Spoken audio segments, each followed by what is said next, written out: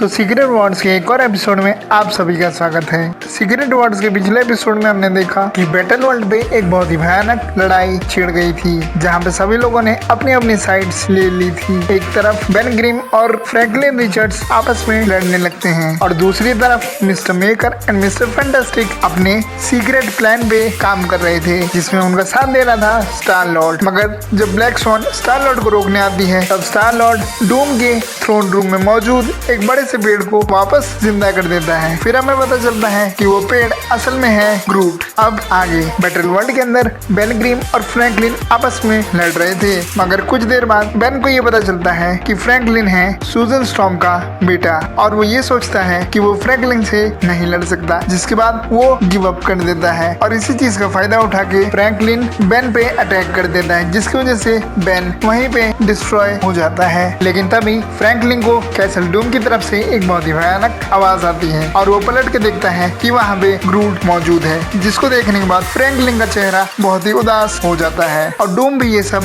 देख रहा था। डूम को ये पता था कि अगर उसकी शील्ड डिस्ट्रॉय हो चुकी है, इसका मतलब ये है कि शील्ड के जो दूसरे तरफ के क्रिएचर हैं वो अब इस बैटल वर्ल्ड में आ सकते हैं, जो कि एक खतरे की बात है। और होता भी कुछ ऐसा ही है। थैनोस पहुंच जाता है एनाहिलेशन की पूरी टीम को लेकर के, और डूम वहाँ से गायब होके थैनोस के पास चला जाता है। डूम के वहाँ से जाने के बाद वलेरिया सूजन से कहती है कि असल में उसे सूजन को कुछ दिखाना है। ये सुन के सूजन उससे पूछने की कोशिश करती है कि आखिर तुम्हें क्या दिखाना है, जिसके बाद वलेरिया कहती है कि क्या आप मुझ पे भरोसा करती हैं, जिसके जवाब में सूजन बोलती है हाँ बिल्कुल। जिसके बाद वलेरिया सूजन को मॉलिक्यूलर मैन के पास ले जाना चाहती थी, मगर डॉक्टर स्ट्रेंज के स्टैचू के पास उन दोनों को मिलते हैं दी मेकर और मिस्टर फैंटास्टिक। यहाँ दूसरी तरफ डूम थैनोस और एनाहिलेशन की आर्मी के पास पहुंच चुका था, और वहाँ पहुंचकर वो एनाहिलेशन की आर्मी को रोक देता है और थैनोस से कहता है कि मैं तुमसे बहुत ज्यादा पावरफुल हूँ और अगर मैं चाहूँ तो तुम्हें एक झटके में खत्म कर सकता हूँ, मगर इस समय मैं तुमसे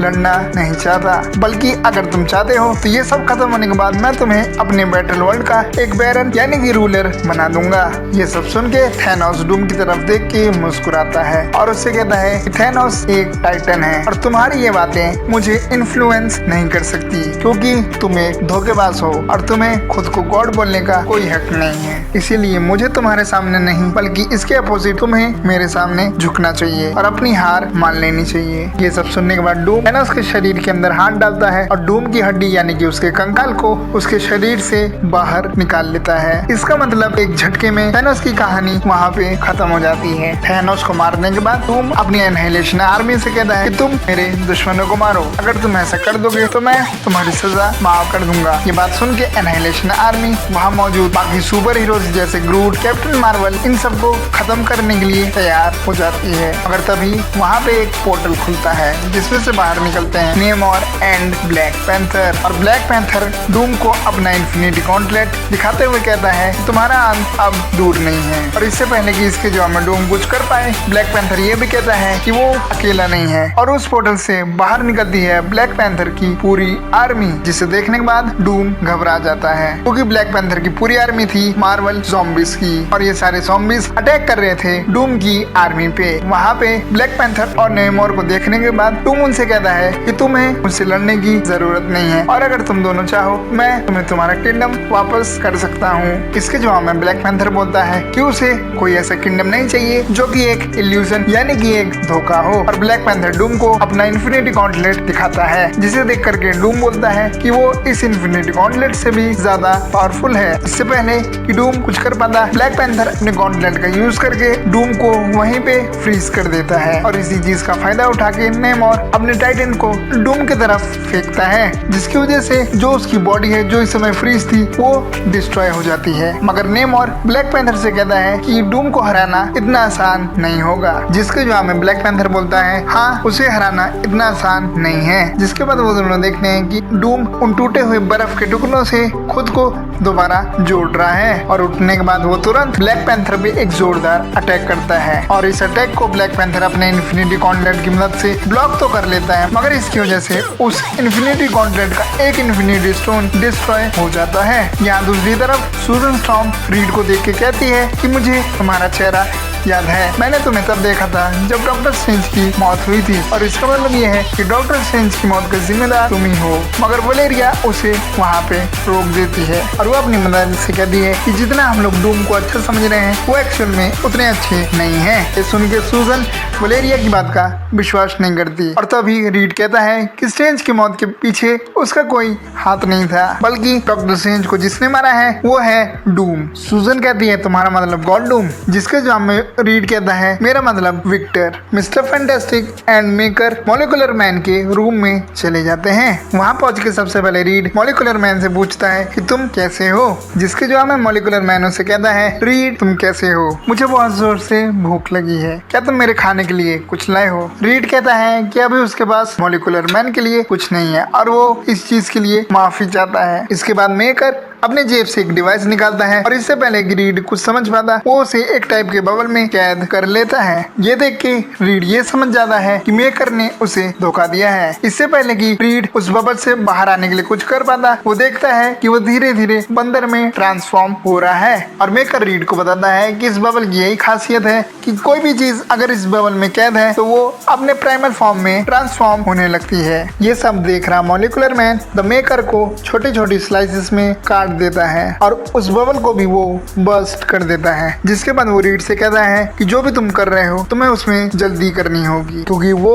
वहाँ पे आने वाला है। यहाँ एक तरफ ब्लैक पैंथर और डूम के बीच बहुत ही खतरनाक लड़ाई चल रही थी और काफी समय तक डूम का सामना करने के बाद ब्लैक पैंथर और उसका गॉन्टलेट दोनों ही बहुत ही बुरी हालत में थे और डूम गॉन्टलेट को डिस्ट्रॉय भी कर देता है। डूम ब्लैक पैंथर को एक किक मार के जमीन पे गिरा देता है और जमीन पे गिरने के बाद टचाला डूम को देख करके बहुत ही जोरों से हंसने लगता है और डूम उससे कहता है कि मैंने पहली बार कोई ऐसे इंसान को देखा जो कि अपने मौत से पहले हंस रहा है। मगर डूम को तभी ये चीज रियलाइज होती है कि ये सब असल में एक तरीके का डिस्ट्रैक्शन था और डूम जल्द ही वहाँ से भाग जाता है और डूम वहाँ से जल्दी गायब होके मॉलिक्यूलर मैन के पास जाने वाला था। मगर तभी रास्ते में उसे मिलते हैं वलेरिया और सूजन डूम से पूछती है कि क्या स्ट्रेंज को तुमने ही मारा है। ये सुन के डूम अपना चेहरा नीचे कर लेता है और सूजन से कहता है कि ये सारी चीजें बहुत ही ज्यादा कॉम्प्लिकेटेड है। वो वादा करता है कि वापस आकर के वो सूजन को सब कुछ बता देगा। ये बोल के डूम मॉलिक्यूलर मैन के कमरे में चला जाता है। उस रूम में पहुंच के उसकी मुलाकात होती है रीड से और डूम रीड से कहता है कि तुम्हें मेरे हर मामले में दखल देनी होती है और इस बार भी तुमने बिल्कुल वैसा ही किया। और वो ये भी कहता है कि मैं तुमसे बहुत ज्यादा पावरफुल और अच्छा हूँ क्योंकि अर्थ के डिस्ट्रॉय होने के बाद मैंने बहुत सारे लोगों की जानें बचाई हैं। वहीं दूसरी तरफ तुमने सिर्फ कुछ लोगों की जान बचाने का सोचा, यहाँ तक कि तुम्हारी फैमिली को भी मैंने ही प्रोटेक्ट किया है। मगर अब बहुत हो चुका है और अब टाइम है कि मैं इन सारी चीज को रोक दूं।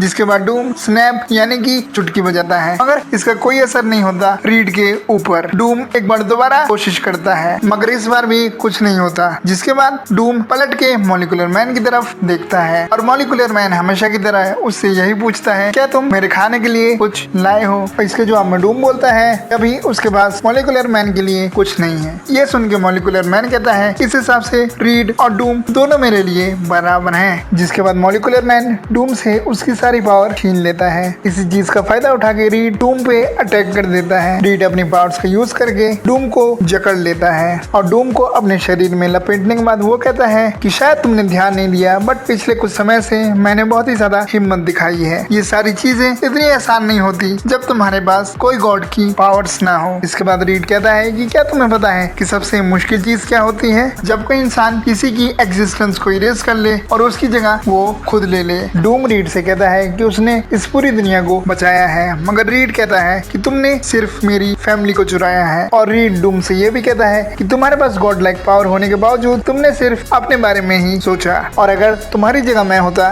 इन पावर्स के साथ तो मैं तुमसे काफी अच्छी चीजें करता। ये बात सुन के डूम अपनी आंखों को झुकाता है और वो रीड से कहता है कि तुम शायद सही हो। ये सारी चीजें मॉलिक्यूलर मैन दूर से देख रहा होता है और ये सारी चीजें सुन के वो कहता है कि अगर तुम दोनों का यही फैसला है तो ठीक है। इससे पहले कि डूम कुछ कर पाता मॉलिक्यूलर मैन वहाँ पे एक ब्लास्ट करता है और फिर उस रूम में बहुत जोर का ब्लास्ट होता है। पूरी कहानी के 8 महीने बाद हम देखते हैं कि किसी गैलेक्सी के किसी एक कोने में सूजन और वलेरिया आपस में बात कर रहे होते हैं। सूजन वलेरिया को देख करके उससे पूछती है कि आखिर ये ये सब क्या हुआ, उसे कुछ अच्छे से याद क्यों नहीं है। जिसके बाद वलेरिया सूजन को समझाना शुरू करती है कि मॉलिक्यूलर मैन असल में एक बैटरी की तरह था और इसी बैटरी के पावर की मदद से डूम ने इस बैटल वर्ल्ड को क्रिएट किया था। मगर रीड के वहां पे पहुंचने के बाद मॉलिक्यूलर मैन को ये चीज रियलाइज होती है कि डूम एक्चुअल में गलत था। जिसके बाद मॉलिक्यूलर मैन वो सारी पावर्स डूम से छीन लेता है जो मॉलिक्यूलर मैन ने डूम को दी थी और उन सारी पावर्स को ट्रांसफर कर देता है रीड को। इसके अलावा वलेरिया सूजन से ये भी कहती है कि फ्रैंकलिन के पास वर्ल्ड को क्रिएट करने के आइडियाज हैं। ये सुन के सूजन थोड़ा कंफ्यूज हो जाती है और वलेरिया से पूछती है वर्ल्ड को क्रिएट करने के आइडियाज मतलब वर्ल्ड्स नहीं यूनिवर्सेस। फ्रैंकलिन असल में अपने हाथों से यूनिवर्सेस को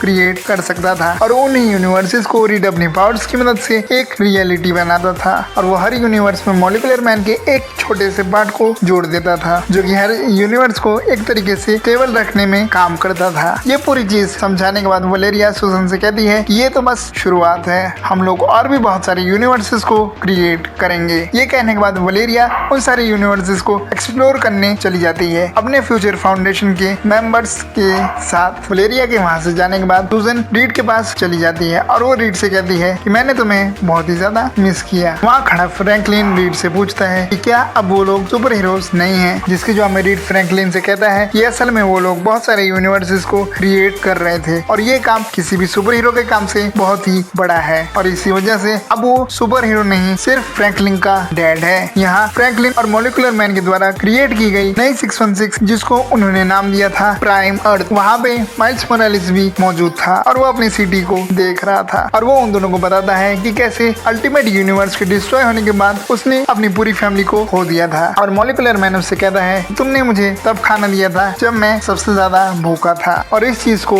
मैं कभी नहीं भूलूंगा। और इसी चीज के चलते मॉलिक्यूलर मैन ने माइल्स को एक गिफ्ट दिया था, उसने प्राइम अर्थ के ऊपर माइल्स की पूरी फैमिली को एक और बार जिंदा कर दिया था जिसकी वजह से माइल्स को उसकी खोई हुई लाइफ वापस मिल गई। और इस कहानी के अंत होने से पहले हमें ये चीज पता चलती है कि असल में मिस्टर फैंटास्टिक डूम से अच्छा क्यों था, क्योंकि अब मिस्टर फैंटास्टिक यानी कि रीड रिचर्ड्स इस चीज को समझ चुका था कि अगर वो किसी चीज को ज्यादा जोर से पकड़ने की कोशिश करेगा तो उसे उस चीज को खोने का डर ज्यादा रहेगा। इसीलिए अब रीड ने चीजों को लेट गो करना सीख लिया था और अब उसे किसी भी चीज को खोने का डर नहीं है। इसी चीज के चलते रीड ने डॉक्टर डूम को प्राइम अर्थ के ऊपर एक और बार जिंदा कर दिया था और इतना ही नहीं उसने उसके चेहरे को भी हील कर दिया था क्योंकि मिस्टर फैंटास्टिक की दुनिया में सब कोई जिंदा और खुश रहेंगे। और इसी के साथ हमारी सीक्रेट वर्ड्स की स्टोरी कंप्लीट हो जाती है। मैं उम्मीद करता हूँ कि तुम्हें ये पूरी स्टोरी यानी कि इसके 8 वीडियोस पसंद आए होंगे और अगर ऐसा है तो इस वीडियो को भी तुम लाइक कर सकते हो। बाकी तुम मेरी आवाज सुनोगे किसी और वीडियो में, तब तक के लिए थैंक्स फॉर वॉचिंग।